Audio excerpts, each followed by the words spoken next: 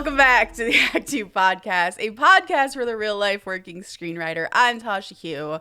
And I am Josh Hallman. And as a reminder, Act Two is a network and support group for the everyday working screenwriter, of which this podcast is just one of the things we do.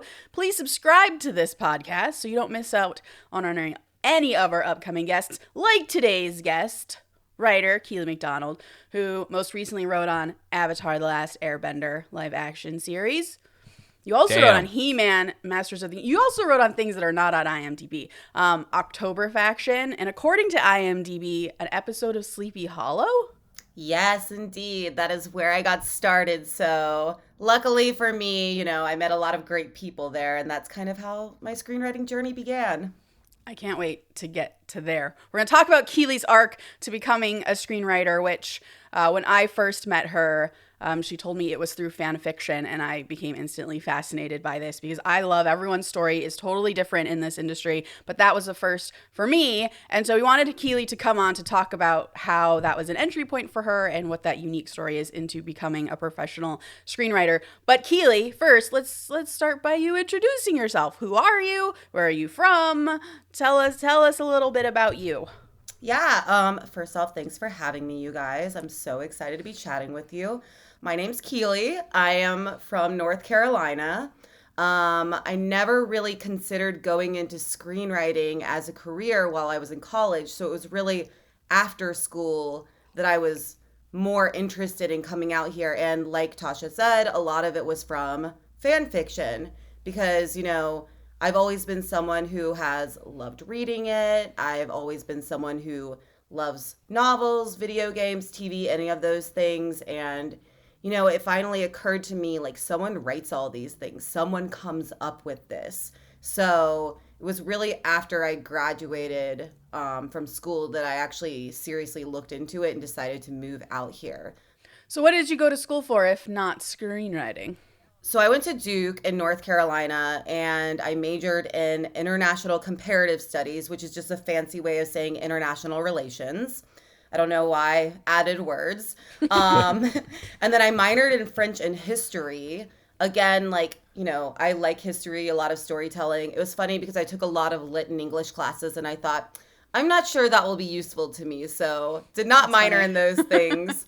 But I did take a lot of classes while I was in school that, looking back, really led me to this, like a science fiction film class, a class on topics in Japanese anime, Japanese cinema, anything about popular fandom things like that all did kind of lead to this, looking back at it. Wow, Duke was ahead of its time. I've written a lot of action movies, and I feel like you would be like the prototype individual who's she's in college for international studies. She knows 6 different languages. I feel like this is insane, and you might be have a crazy background that we don't know about. Maybe it'll come out on the podcast, which I'm excited to find out about, but I just want to say. Oh, thank you. The idea of me missing my calling as an action star, I'm living for it. You could have been a spy, Keely. Maybe you are. We don't know. Guys, if I were a little less clumsy, Josh, that's speaking to me. All right. So you went to school for a million other things. And afterwards, you were like, what do I do with my life? Were you I should go into politics or I should do this? And then suddenly you were like, no, film. And your parents hated you. Can you talk about sort of that decision to come out to LA? So I actually did one summer intern for a senator. I thought to myself, okay, maybe it could be politics. And I lived in DC, and I remember everybody talking about politics all the time. And I thought, I'm not sure I can do this, which is hilarious because in Hollywood, everyone's talking about Hollywood all the time. So really not that different. Mm-hmm. I actually almost went into tech. I thought about going to law school. Very long story short, I actually had this thing happen in college where I wound up having some medical things happen. I'm totally fine now, but I actually had a bone tumor in the left side of my pelvis. And during that time, I just had to take a break. I was laid up and on crutches, and I had to relearn how to walk. And I was watching a ton of television, and I was writing fan fiction. And I don't think it would have occurred to me to come out here and try this if I hadn't have had that time. So during that time, I found Jane Espenson's blog about screenwriting. I started thinking about it. I bought some books. I was using Celtics, which is like a free screenwriting software. And when I was finally all good after all of that, at the very beginning of about 2013, I was like, let's move out here and try it for a year, see what happens. And somehow I'm still here, you guys. That's incredible, number one. Number two, did you have an idea of what to do with your scripts that you were writing at that time? Not to jump too far ahead into this, but like when you're in North Carolina and you're out of the state, are you kind of like, what am I going to do? Am I going to submit to contests or like what's the next step? Yeah, I mean, listen, I at the time thought I was a sitcom writer. I have since realized I'm not that funny. So, however, I was writing a bunch of not just pilots, but also specs. And I had seen that you could apply to different programs, whether it was like the ABC Fellowship, Warner Brothers Workshop, things like that. So my plan was to come out here and apply to all those things within a couple months, because all those things are usually due in the spring. Mm-hmm. And 2013 me was like, I am incredible. I know everything. And now 11 years later, actually, as a TV writer, I'm like, wow, I feel like a hack sometimes. So a real 180 there. But you need that optimism and kind of like, I don't want to say ignorance, because I don't think that's what it is. Like there's a certain confidence you have when you just don't know something. You're like, I know I can do this. I 100% can. And it's weird because if you don't have that, it's almost like you won't do something. But so I think that's almost necessary in like any field really where you're trying to like accomplish something. No, you're right. Like you can't have a plan B. And let me tell you, my mom is the best hype man of all time. She read those and she was like, you are so talented. And by the way, I still make her read all my stuff. So thanks, Mom. In order to get that boost of confidence? Yeah, I'm like, listen, no matter what, my mom likes it, okay? That's pretty awesome. Something came up when you were talking about that. Yes, like there's a musician who talks about the unconscious unknowing, where like at the beginning stages of starting an instrument, you're in this place where you think you are the best pianist or violinist or whatever of all time, and you need that first step in order to continue to get better and get into the other steps. So like it's amazing that you came out here and were like, I'm the fucking best, I'm obviously gonna get into all these programs. I was like, wow, like everyone has to hear this story. And looking back, like I don't think that pilot had an A story, Okay, so going back, I think Tasha was asking this. Getting into fan fiction. How did you know to write fan fiction, and what were you doing with it? Let me tell you, at first I was just reading a lot of it. The first time I discovered it, this is going to sound crazy, but I discovered it for like Ash and Misty from Pokemon. And I remember sending it to my sister being like, look, they should have gotten together. What happened? And she was like, why are you sending me this? This is so random. So that was sort of the gateway into it. And for a long time, I just read it. But I think a lot of people who write fan fiction, the calling comes from you wish something had gone a certain way, and whatever the story is, right? Whether it's a couple that you want to be together or a fix-it kind of ending. Like some people do time loops, so the characters learn something they maybe didn't know in that part of the story. And, I think for me, it really started when I was becoming obsessed with Battlestar Galactica when I was in college. I love that show, and it's desperately wanted Starbuck and Apollo to be together at the end. So luckily, I had met a lot of really awesome women via that community. And at the time, a lot of people were posting on LiveJournal. So that's kind of like one of the first stories that I started writing. And it was sort of like an alternate universe sort of thing that fit into what happened in the actual canon when Starbuck disappeared for a while. So it was a bit of like an AU kind of thing. That's cool. So while you were writing all of this fan fiction, which was before you knew you wanted to be a screenwriter. Yes. Or like kind of as you were transitioning into wanting to be a screenwriter. Right. And then you're like, okay, I think that this is a career that I understand I could do. I'm going to move out to LA. Were you still doing fan fiction when you were here in Los Angeles? How were both of those things working in your life? Yeah. So something that's very interesting whenever I talk to new screenwriters who come out here is everyone's like, it's really hard to come up with ideas. And I do think at the beginning, and I'm sure you guys agree, like it is a little bit tough to think like, what is the thing that I wanted to write? So every year when I was out here, like the first 2-3 years or so, you know, I would try to come up with like new pilots and things, but I was still writing a lot of fan fiction because that was the kind of thing that came very easily to me. And the more you write, obviously, the more ideas you get, the less scary it becomes. It definitely helped me become a better screenwriter because it's just writing, you know? At the same time, I remember when that CW show, The 100, came out, I think in about 2014. You guys don't even understand my obsession. If I could show you, I have like fan art right next to me for it. So that really like spurred me on. I was writing so much fan fiction for that show. And what was insane is like I had friends on that show, you know, like That's I'm in awesome. Hollywood now and I'm here writing on fanfiction.net and then eventually Archive of Our Own, which now is the biggest site, AO3, which I'm still posting on for things. But that actually helped me transition from realizing I was not a sitcom writer. Maybe I should try drama and more specifically genre.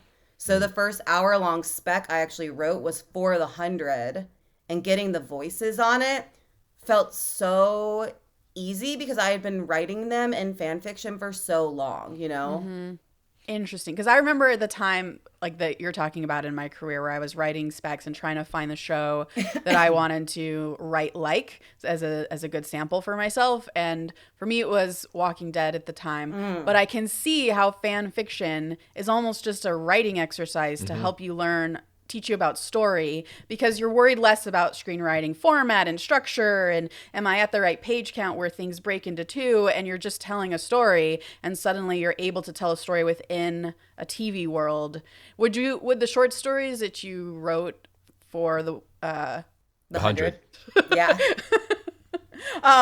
were they like episodes, or was it much longer than that? It was much longer. Like I think the first one wound up being almost 100,000 words, which is a pretty decent sized novel. You know what I mean? So basically with that one, it was sort of a retelling of season 1. Oh, gotcha. And it followed similar trajectory, but it was as if there was a slightly more amped up relationship in there. So that one was a little bit easier because it follows along what the canon already has, which, you know, one of the things about fan fiction is it's assuming most of the readers understand the characters, understand the world, things like that. My second one that got really popular was after season 2 had finished, What Happens Next? So it was basically like an alternate season 3 with the same ship in mind, you know? So it's one of those things where I think it stretches you a lot as a writer. I think some people do shorter ones. I was like,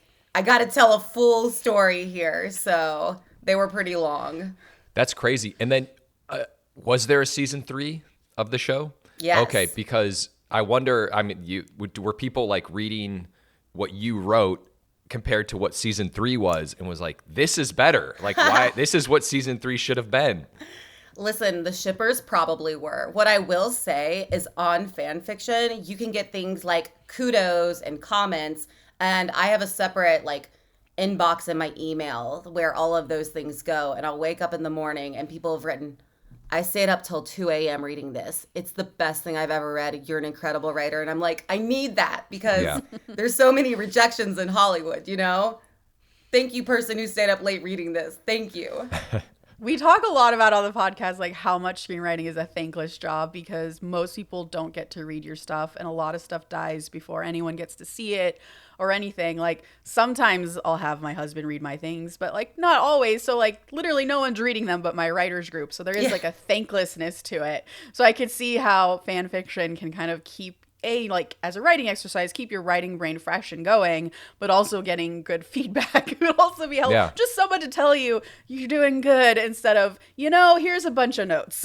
Yeah. I'm like, look, you know what? Maybe no one's seeing this other pilot that I definitely put like blood, sweat, and tears into, but they are seeing this little one shot that I wrote, and it means something to them. Mm-hmm. They all are liking it. It's getting popular. So yes, there we are. Some validation. I love It that. just takes that one person to just be like, yeah, it was awesome. You're like, I'm good for the next year. Yeah. Yeah. I've got confidence again. I feel like you found a thank you. secret sauce. Like it's a secret weapon to keep motivated. Listen, we all need something. Like, I'm just not getting the validation I need out here from, like, everybody. And that makes sense because, again, like you were saying, it's just a lot of rejection. So, Yeah. All right. So when I first met you, you talked about how fan fiction was your entry point into screenwriting. Can we backtrack and talk about how your fiction first got noticed and how that led to you working as a professional screenwriter? yeah. So it wasn't so much that, like, the stories led to it. It was more the act of doing it, which introduced me to a whole community of people, like some who were involved in entertainment. And moreover, it led me to Jane Espenson's blog because, I was really obsessed with Battlestar Galactica and Buffy and writing stuff for that kind of thing. And when I read that, I realized that was actually a career that people have.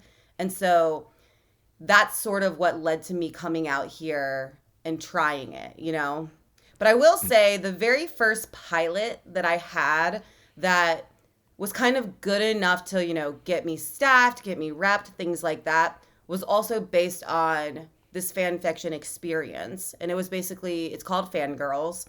And it's kind of like Miss Congeniality, but in a fandom. So it's about a cop who has to go undercover in a fandom where these like C-list heartthrob stars are being kidnapped, basically. So, it's a fake show a la The 100 or something like that. And she's got to really, really become part of the fandom to kind of investigate. And so it was sort of a love letter to realizing that a community can come from one shared common interest, which is really what I had found with so many people via fanfic and things like that. That sounds incredible. What happened to that pilot? Yeah. Where is it? I wrote it in like 2015 and I still love it. It's just like a much older pilot by now, but yeah. Okay. yeah. I would definitely watch that. And so would I. So you wrote that, and then what were the steps with that? I'm assuming it sounds like that was kind of like your entry point. You were saying. So did you get reps from it or a job from it? Yeah. That's what got me reps. It got me into, so I wound up doing the Fox Lab in 2017, which is one of those programs. It got me into that, which led to my first pilot sale. That was also the pilot that got me my first staff job, which was on October Faction.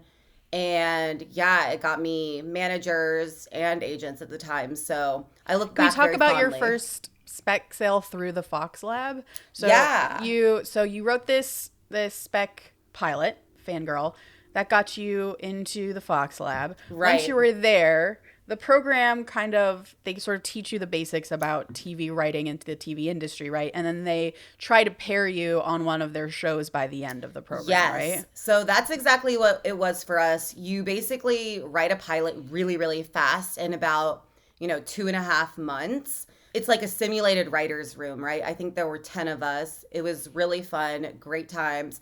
And then at the end, they do try to put you on a show. But another thing that Fox Lab did was we basically went and pitched what we had written to a panel of people who were affiliated with Fox, which at the time was like 20th, Fox 21, Fox Broadcasting Company, a bunch of different execs. And we had, couple minutes, pitch what you had, and they named one person the Fox Lab Fellow, which basically led to a blind deal in developing with them if there was something that they wanted to do. So I'm very fortunate. I wound up winning that fellowship. Oh my God. And I think it just comes from a love of talking, like I got to go in and talk to them about what I'd written. And I was like, you want to hear about me? Okay. I mean, as you guys are hearing now, you're like, she could talk forever. So yeah, that kind of led to me pitching them a couple of other ideas, and we landed on something that was sort of like a soapy family drama set in Charleston. So that was the very first one. Yeah. Very cool. Yeah, because a blind deal is also the first job that I got. And it's scary because it's not like, here's a bunch of money to write something. It's like, we'll give you money when we agree that we like the thing that you're pitching. And you're like, well, this could take years. Yes. So did they pitch you ideas and then you took one that you liked and you created your own story off of like their concept? So they basically, what I had written for the Fox Lab was a hospital drama, because at the time Fox was about to have The Resident, which was a hospital show. So I thought, my sister's a doctor and we were very close. She was actually going to be a resident at UCLA. So I was like, I'll write a hospital show and I'll make it about two sisters. So afterwards, one thing everybody really liked was, can you keep that sister relationship as the spine? That's really emotional, and we really like that. And I was like, I'll write about sisters anytime, So they wanted a different kind of world, and I thought to myself, something that was very weird to me was after 2016, going back home to North Carolina, I felt a little bit of like a divide between who I had been and who I had become when I was out here. So I wanted to write about that, and I wanted to set it somewhere around there. So I did Charleston, which is South Carolina, but like a very cool setting. And I wanted to do a family drama with some kind of family business. And when I pitched this, Fox was like, could you do spirits? And of course I was coming off Sleepy Hollow, and I was like, you mean ghosts? And they were like, no, we mean like alcohol. And I was like, oh, okay. Sure. Yeah. So suddenly they had a family bourbon business, and that's sort of like, it became a family bourbon business. And then my studio execs at 20th were like, we need a hook. And I was like, interesting. So I gave them a couple options, and the one that we settled on was, it's about these two sisters, but we learn they actually had a brother who died the night of the older sister's debutante ball, and everyone blames themselves, but nobody talks about it because the South. And every episode is sort of a Rashomon style flashback of that night and what happened and why they blame themselves. And you learn that the younger sister, who's been gone all this time, has come back because she received a letter saying it was actually murder. So she's actually investigating it. So it became very soapy. It was pretty fun. Very hooky. Yeah. Yeah. You just made it a murder mystery. Yes. Also sounds awesome. I know. Thanks. The proudest I am of that is the name, which was Old Fashioned. Hey. Oh my I God. love that. Wait, can I go back to something you said Is that it you the just Sleepy glossed Hollow? over? Yes. Yeah. You were like, oh, I wrote on Sleepy Hollow already. I was like, wait, but I thought you were in the Fox Lab. So can you talk about how Sleepy Hollow, which was your first job, you said, happened? Yes. So I actually got into the Fox Lab, I think because I had been on Sleepy Hollow. So when I came out here in 2013, my very first job was as an office PA on this ABC Family sitcom, Melissa and Joey. And man, guys, it really taught me a lot, because I remember the first day I got there and they were like, distro these scripts, like tell the best boy this. And I was like, I don't know what this stuff means. Like, this is a whole other language. So that season was about 6 months. And then I ended up on Sleepy Hollow season 1 as a research intern. And they basically had, I think there was 4 of us. They needed people to research, Revolutionary War storylines, monsters from different cultures, things like that. And then we also filled in for the other assistant jobs if need be. So that was awesome. That was my first foray into a writer's room. And everybody was really, really cool and super kind. And so for season 2, they wound up bumping me up to showrunner's assistant. So, Whoa. Yeah. Okay. And it was scary because I wanted to be writer's PA for season 2. And they were like, nope, you're going to be showrunner's assistant. I had never been on a desk, Yeah. Definitely one of those situations where you feel like you're drowning before you realize, okay, actually I'm treading water. A swimming metaphor. But So you're obviously on top of your shit. I mean, you must be really good at pretty much like every task that you were given, where you're just like blowing it out of the water, and they're like, okay, we're bumping her up here. it was either that or it was, the naivete where they were like, listen, she's always happy and we kind of need that like, you know, crazy energy around the office. Because looking back, I'm like, man, I thought that everything was like, you know, rainbows and sunshine. So that was, you know, a time. But yeah, so season 2, showrunner's assistant. Then for season 3, we weren't sure if we were coming back or not. I actually like almost went to another show to be an assistant, but we did come back and they bumped me up to writer's assistant. Network shows, they move really fast. There's a lot of opportunity. You definitely have to learn the ropes. And that room, you know, everybody there was such a mentor to me. I learned so many different things about pitching. Like everything I feel like I can say my story sensibilities came from were like the different rooms of that show, because the show itself was really evolving every year. And then for season 4, they were like, you know, we're going to make you writer's assistant again. But I also got offered writer's assistant on another show. And they were like, if you come back as writer's assistant, we'll give you an episode and we'll send you to set. And again, like, I would say like the Sleepy Hollow writers were like my family and really still are. Like Tasha, I feel like I was put in touch with you via one of my friends from Sleepy. Yeah. Francisca. Yeah. So it's one of those things where I'm just so grateful I got to do an episode. They sent me to set. And then I think because of that, that's how I got into the Fox lab. That makes a lot of sense. Mm-hmm. So we always talk about like the importance of being in Hollywood and having certain, like just being around people who are going to kind of help you out. Yeah. Getting to Sleepy Hollow, was that directly from your previous job? No, you guys are going to laugh so hard at this. Every job since then has had some kind of tie to that. So this point works for all of those. But for this one, it's wild. Basically, okay, wow. My mom had like a mom blog back in the day. Do you remember when like blogs were a big thing? Mm-hmm. They still are, yeah. Right. It was like the mommy bloggers though would like go to conferences and basically like, you know, party together and stuff like that. And my mom went to a big conference in Atlanta to like meet up with her friends who are also bloggers. And my siblings and I hated my mom's blog. We were like, all the stories are told wrong. There's no grammar on this. Like, it's so embarrassing. Like, but weirdly, it was like very popular. Okay. I think because people were like, oh, this person, she writes some crazy things and we'll just keep reading it. So she met a woman by the pool who basically had a son, and I was trying to babysit and things like that for extra money at the time. I was also doing script coverage for UTA story department, a bunch of side jobs. Mm-hmm. So she became friends with this woman. I emailed her and also was like, you know, if you know any writers, then let me know. She was actually Alex Kurtzman's wife.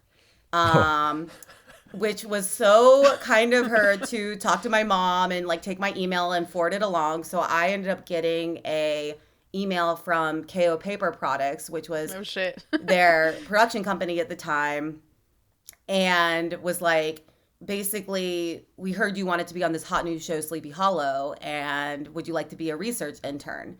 And I was like, yes, like that sounds great. And some people were like, don't go from a PA job to an internship, but it was in a writer's room.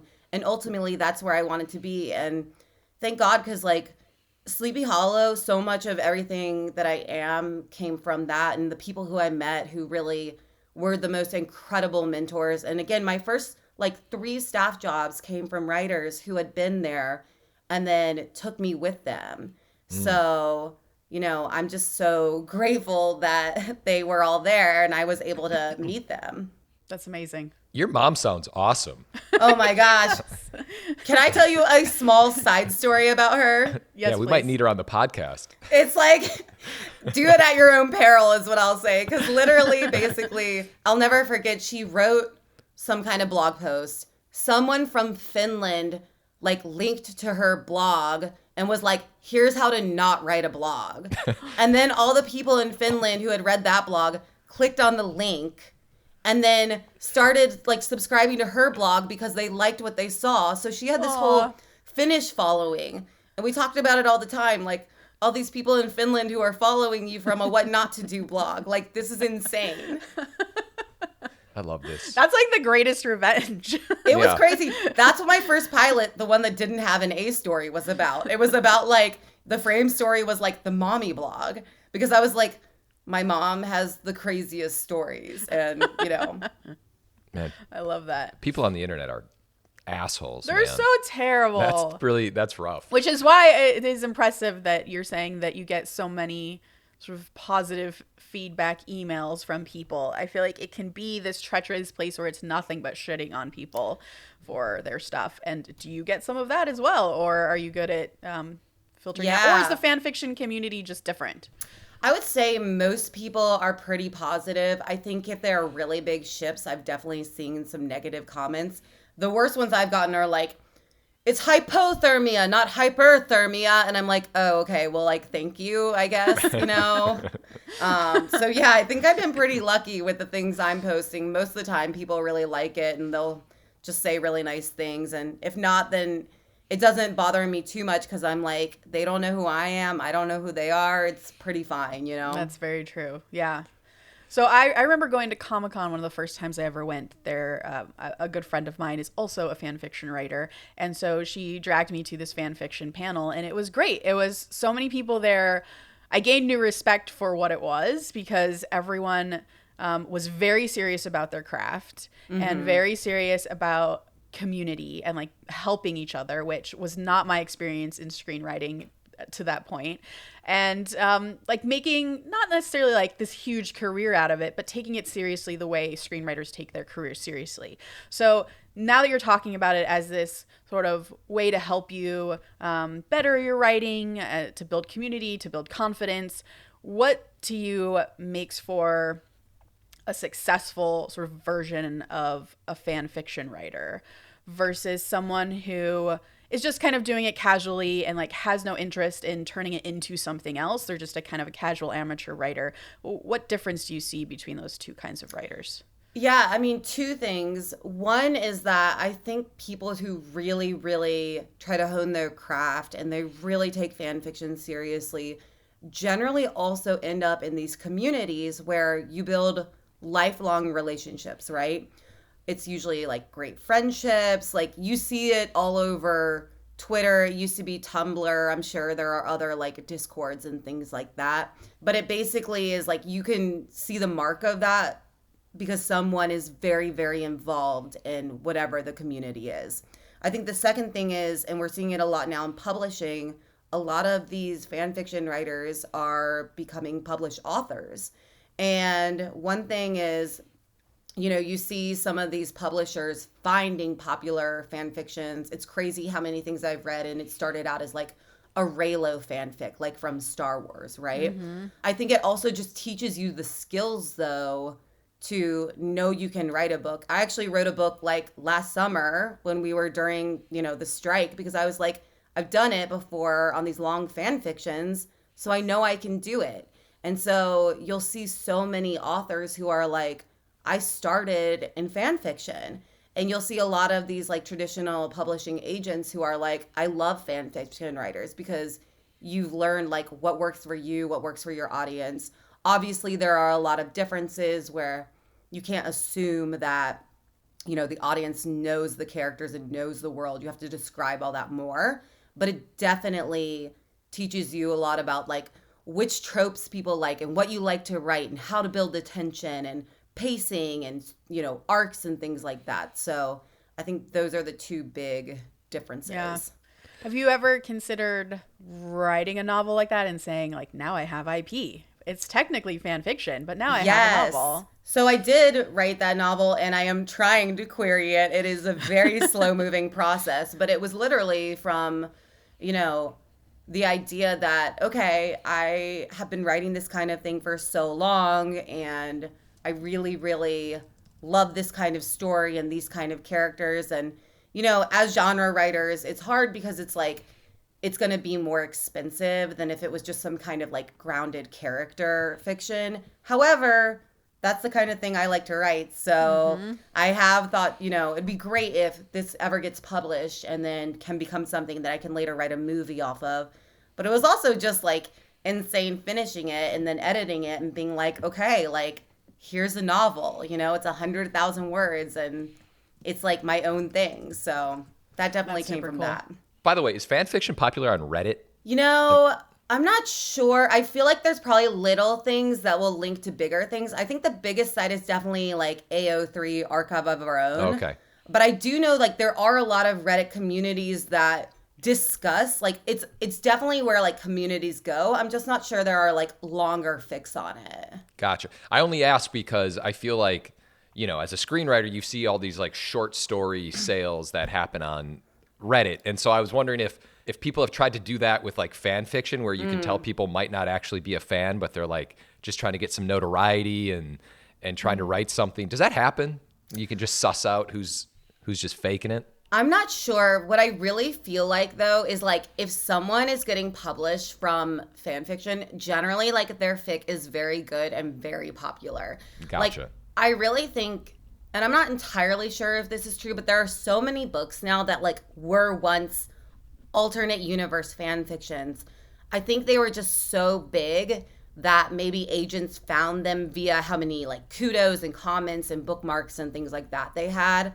And I feel like if you were not truly like in that, it might not have worked as well. You know what I mean? Yeah. And have you ever been, these are now, I'm just kind of rapid fire random questions at you because this is so fascinating.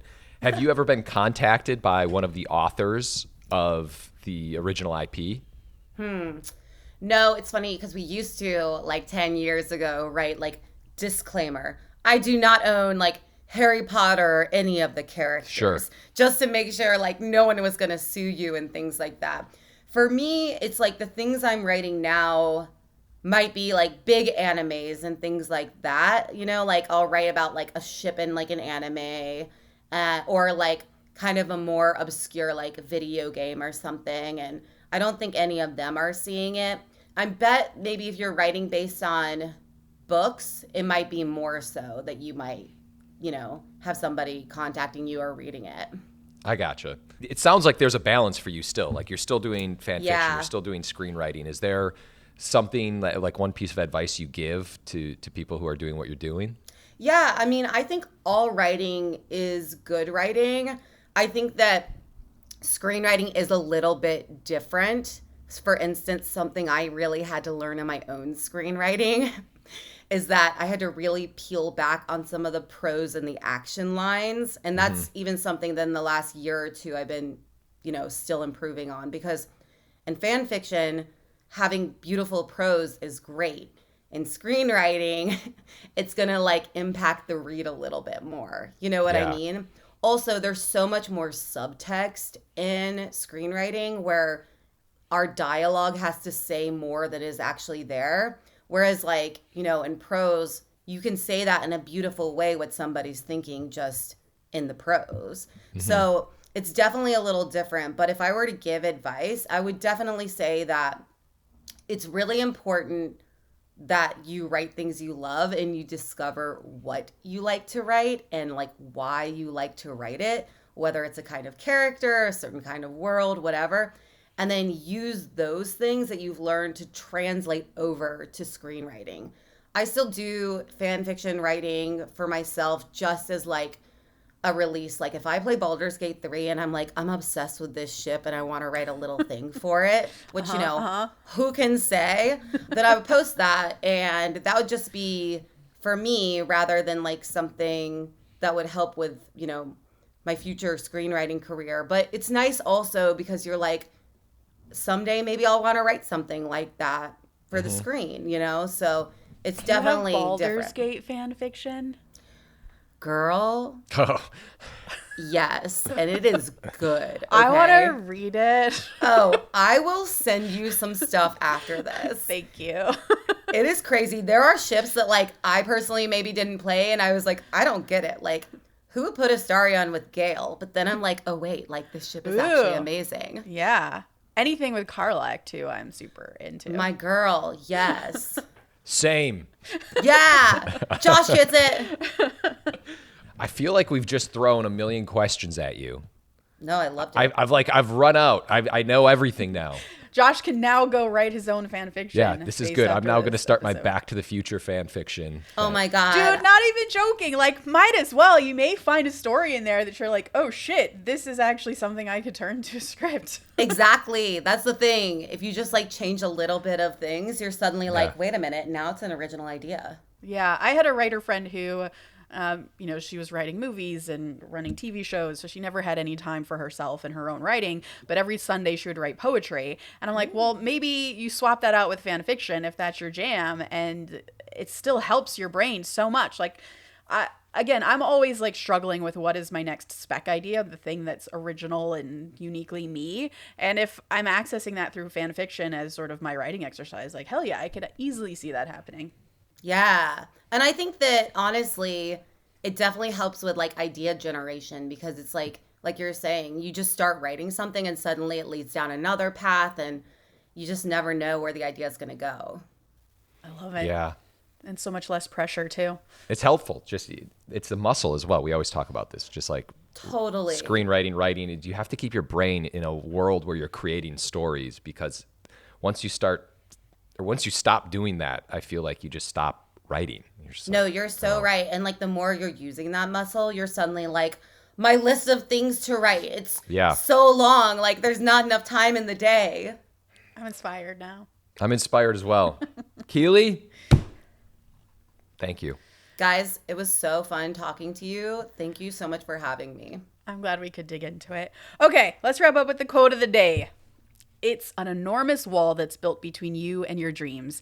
And if every day you just chip away, it may take 10 years, but eventually you just might see some light. Edward Burns. Remember when Edward Burns was a screenwriter? Anyways, please remember to rate and subscribe. Follow us at ActTwoWriters for more awesome writing stuff. You can follow me, Tasha, at Story Thursday on Instagram, or on Twitter at Tasha 3.0. I'm Josh Hallman on Instagram, Joshua Hallman on Twitter. Keely, social media stuff? Yeah, it's Keely Macdonald, so pretty much on everything. I love it. That's incredible. And as always, the Act Two podcast is a production of Act Two, a network and support group for the everyday working screenwriter. This episode was edited by Paul Lundquist.